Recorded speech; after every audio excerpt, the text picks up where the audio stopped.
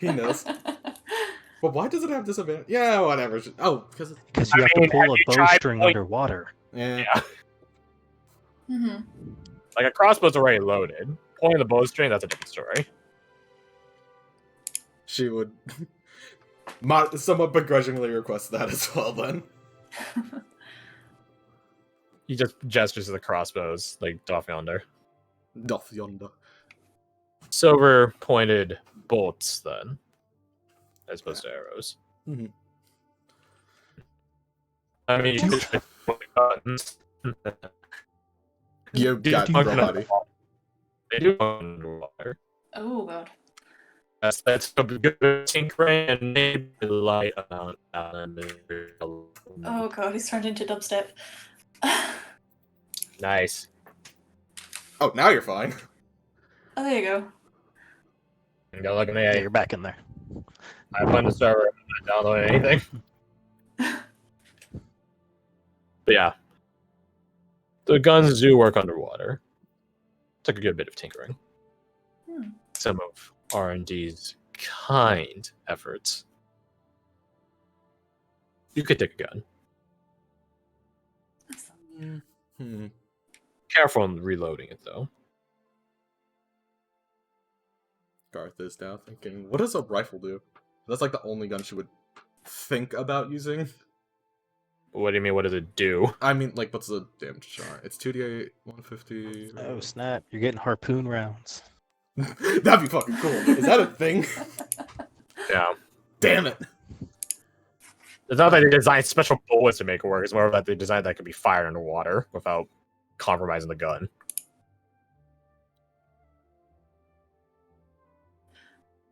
I think she would go with the crossbow just because she'd just be much more comfortable and familiar with that. Also, she's not a huge fan of guns. Fair enough. Before we finish as well, I was wondering if I could get a short sword as well as a backup. He gestures to the racks. Thank you, I shall take my pick. Single edge, double edged, meant for stabbing, meant for slashing. It's up to you. Okay. Stabbing is better, in my opinion. You really get to see the life drain out of someone. Slashing takes so much longer. Well, that's a charming Especially thought. That's underwater. going to keep me... Yeah. Wait a minute. I shall just take the genetic short sword. If you take one that's meant for stabbing, it actually deals piercing damage as opposed to slashing. Oh, okay. Is that better? Worse?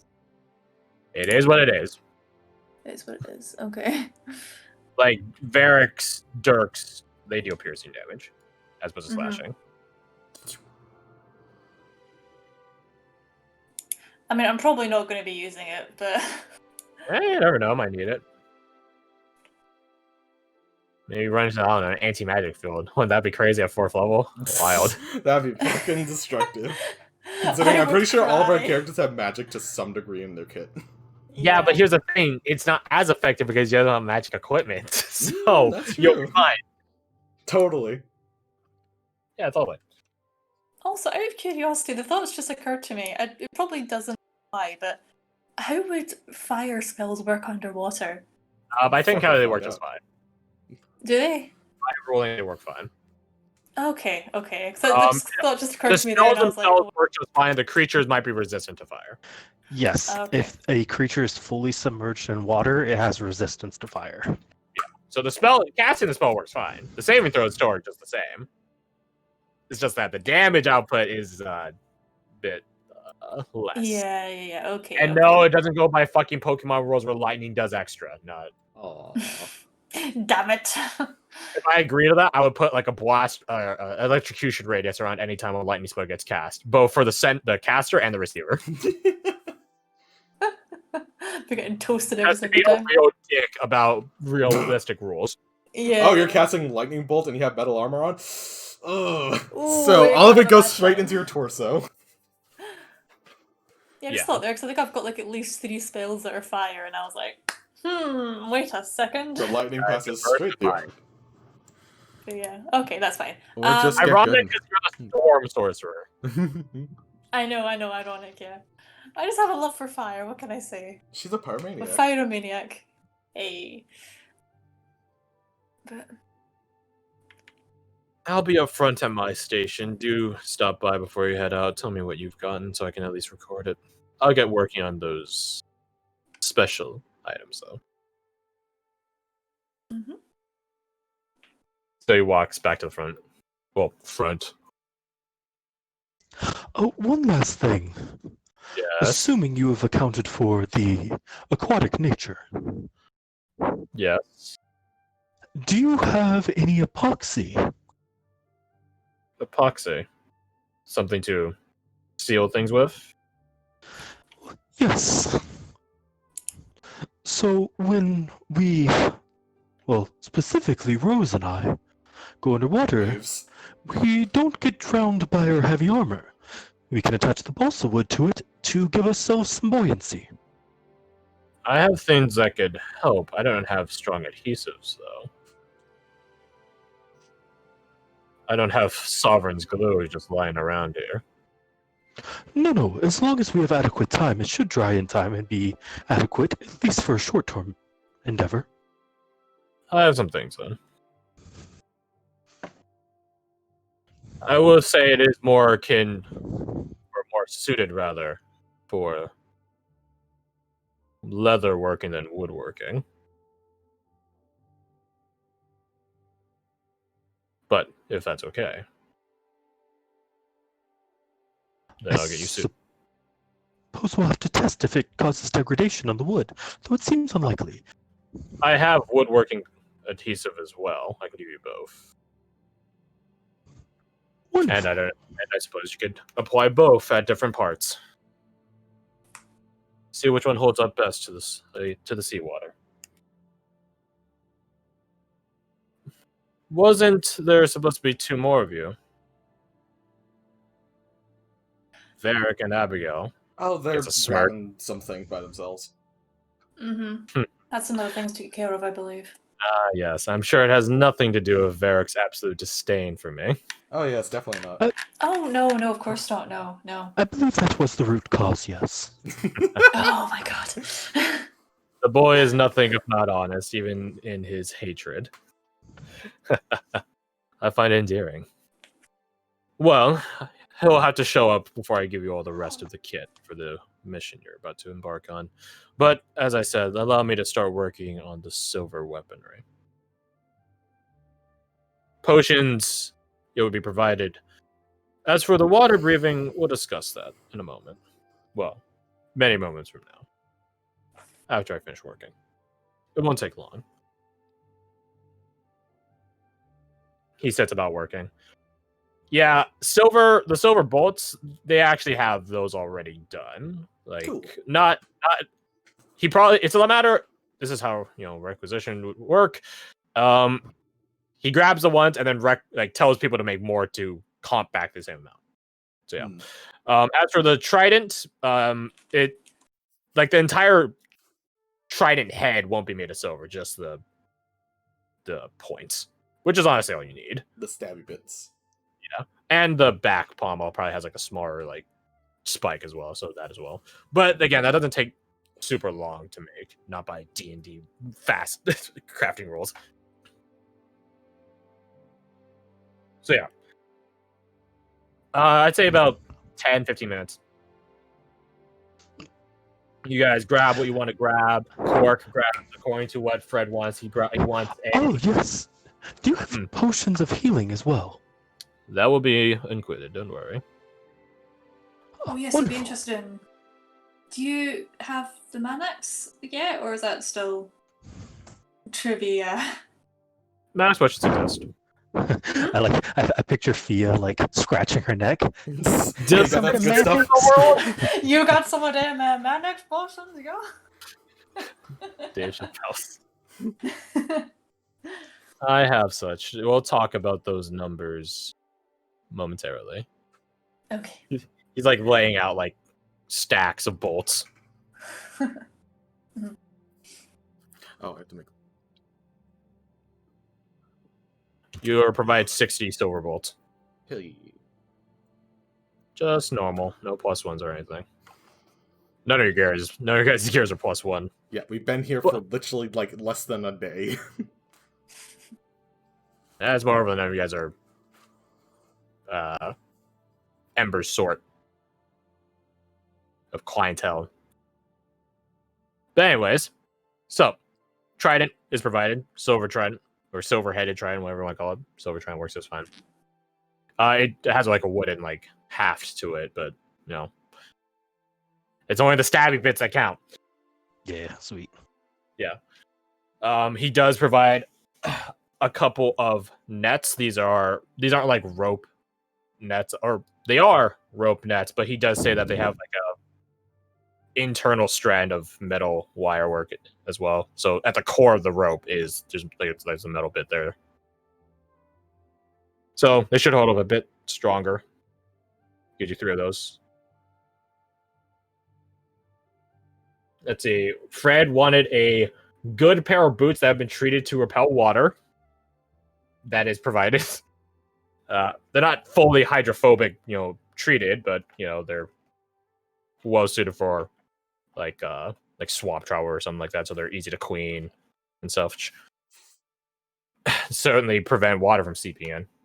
That being said, when you're going swimming and submerge yourself entirely, that's a bit of a different story.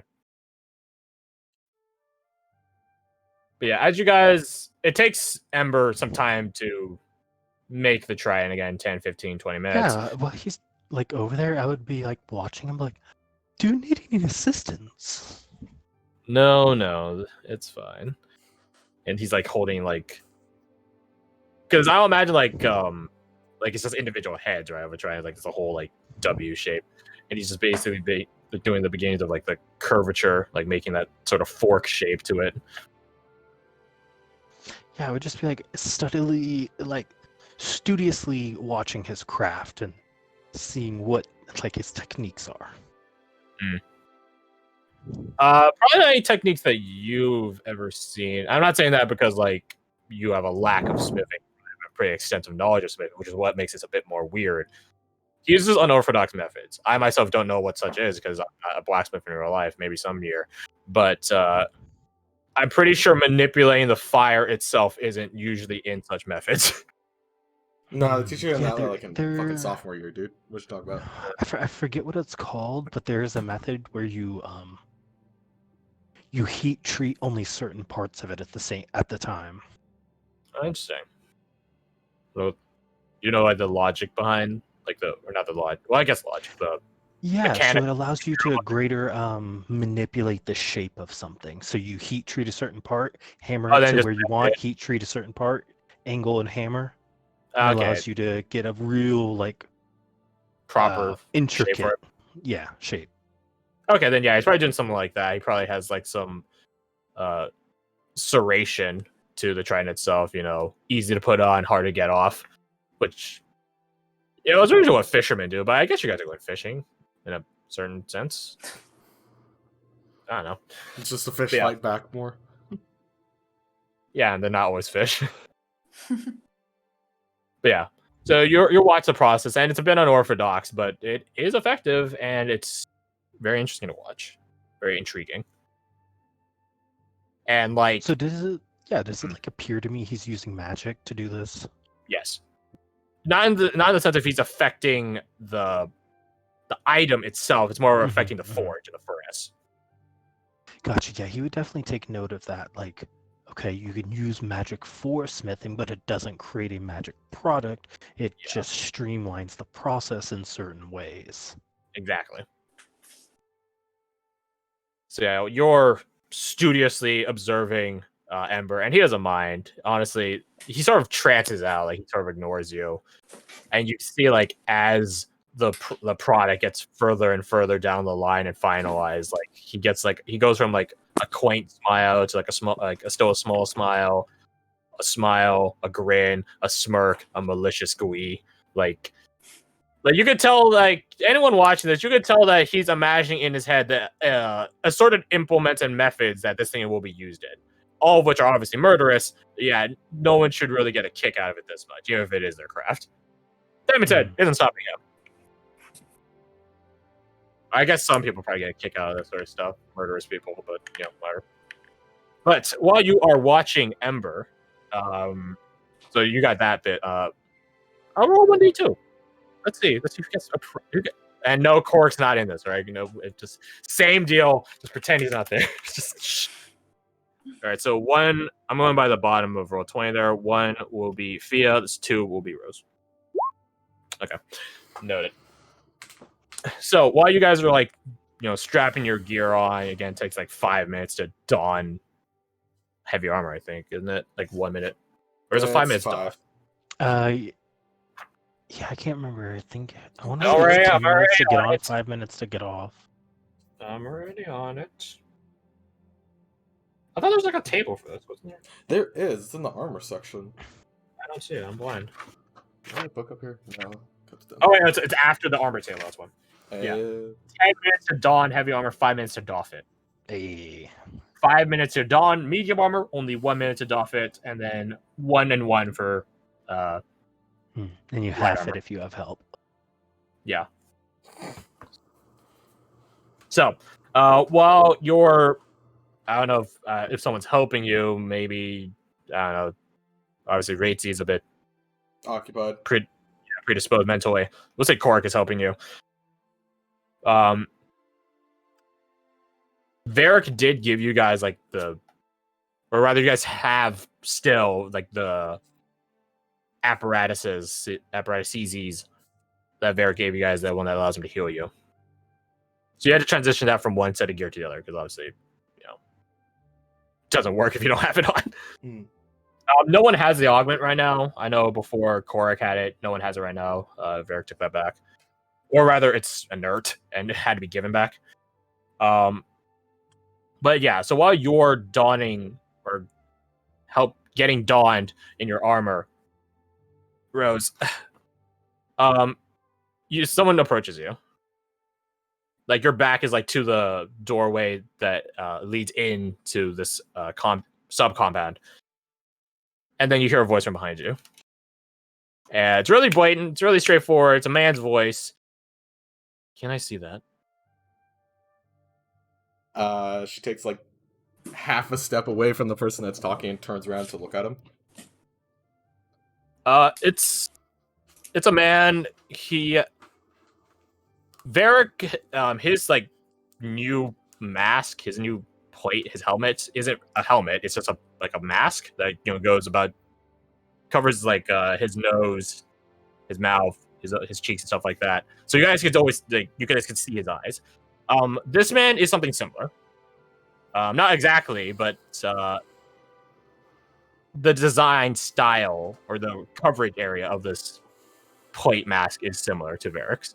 It's not Varric. You can see the eyes and the hair color and stuff like that. It's different. This guy has black hair and like really bright, like yellow, almost golden eyes. Might be Nevros. But yeah, he's just sort of like staring at you intensely. And then he repeats the question, "Can I see that?" And he points at the little apparatus of Varric's. It would be probably wrapped around her horn, just for context of where it is. He still points at another. Yeah. Well, you can see it just fine from where you're standing, Mr. Can I investigate it personally? I'm sorry, I'm gonna have to deny that. Until you at least say who you are and why? Expeditionary Captain Darius Sterling at your service. Can I see it? Yeah, Can I insight check that? Yeah, sure.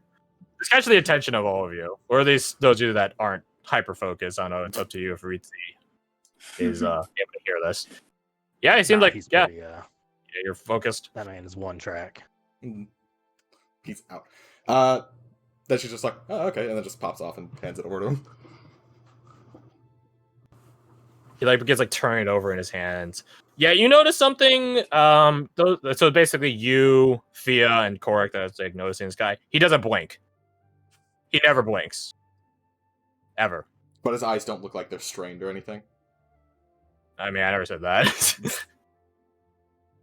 No, they don't. No, they don't. They his pupils are all dilated, and he's just staring, turning it over in his hands, looking at it. he's an interesting fella. He's dressed in he's dressed in basically something more akin to like SS attire in IRL. Like it's like this tight fitting like military uniform. He has like a shoulder cloak and stuff like that. He has a pistol by his side, one which looks really peculiar. Like it's not a revolver. Or if it is, it doesn't look like it. But he's just turning it over in his hands, just staring at it. So why did Catch Your Fantasy? Yeah, he doesn't acknowledge you. He looks up at you, looks you dead in the eyes, which is, again, the fact that he doesn't blink and his eyes are always like just shoot super wide open. Might I borrow this for a time? I'll return it, I swear. It's technically not my property, so I can't allow you to borrow it. You'd have to talk to Varric about that. I see. He looks back down and resumes turning it over slowly. And where is this Varric? Right now he's probably R&D. I see. Is he paying attention to me still, or is he back to the thing? No, he's been staring down at this thing. Hmm. He's in default state. It's like binary. He's doing one or the other or another. What is... You described his equipment. Does he have, like, weaponry or anything on him, or...? But he had the pistol. That's what you said. You said that, didn't you?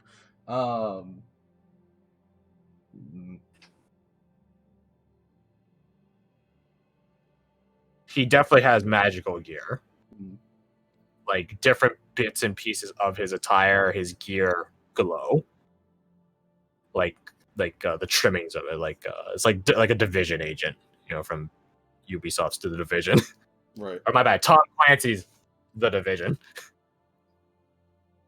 So, like, different parts of it glow. Right. Like, a similar golden color as his eyes. But yeah, he's just slowly turning the little clamp, harness, whatever you want to call it. So how's your Staring at day going? He ignores you. Mm-hmm. No, Ember's distracted doing his shit. They're doing that shit. They're doing that shit. I look over to Fia, like, gesture at him, like, what's this guy's deal? I mean, I don't know. You making friends, or do you need a quick exit? Shrug. Okay. I'm gonna stand over here and pretend that I'm not looking when I actually am. Nice. Just look up. Thanks, buddy. The captain grabs something off his belt and you hear snap to the rest of his mask. It's like the upper half of it now, so his entire face is encapsulated by his gear. Mm-hmm. And it's basically just this it's like goggles, essentially. It's like old Varric, except not gas mask goggles, but more in the sense of like NV goggles.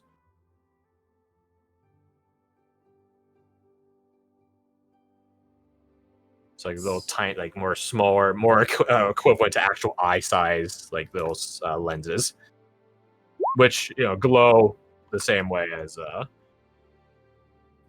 his eyes and the rest of his gear. He looks to put the aesthetic in your guys' head. He looks more like steampunk than like normal medieval fantasy. Mm. By the way, when he said his name, was there anyone else around that was like in earshot that could have heard that? You guys are on the forge, mate. No one's in earshot. Is a lot shorter. Also, what was his name? Because I completely forgot what it was. I've just got Captain down. Darius Sterling. Thank you very much. Darius, whatever you want to call it.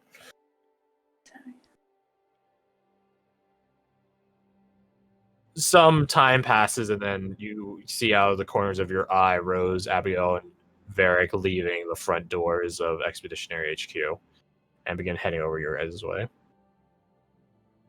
She kind of tries to flag Varric's attention down without being like super overt about it. You get the feeling that no matter what you do, you're gonna get ignored by this guy. So, it's at this time that Ember's literally putting the final touches on the trident. properly fitting it to the hat, putting on the bottom pommel spike and stuff like that, double stab status, and presenting it to you, Ritzy. And here you are. Yeah, he would take it and be like, "Oh, It's actually to your size too. Like he made it to like the dimensions of you. yeah." I was like, "You are very impressive. This is even balanced to me, and you hadn't even seen me swing." I have an eye for such things. I would say because you're like a substantially bigger person, Ritzy, this does a D8 one hand, D10 versatile, as opposed to the normal D6 D8. Oh, sweet. So it's like the martial spear then. Yes. Except it doesn't have reach, but it does have thrown still. Gotcha. Thrown 20 and 60. Yeah, it's properly balanced. Has a nice heft to it. Certainly has a good. Again, it's more suited for someone of your stature. Has some proper reach.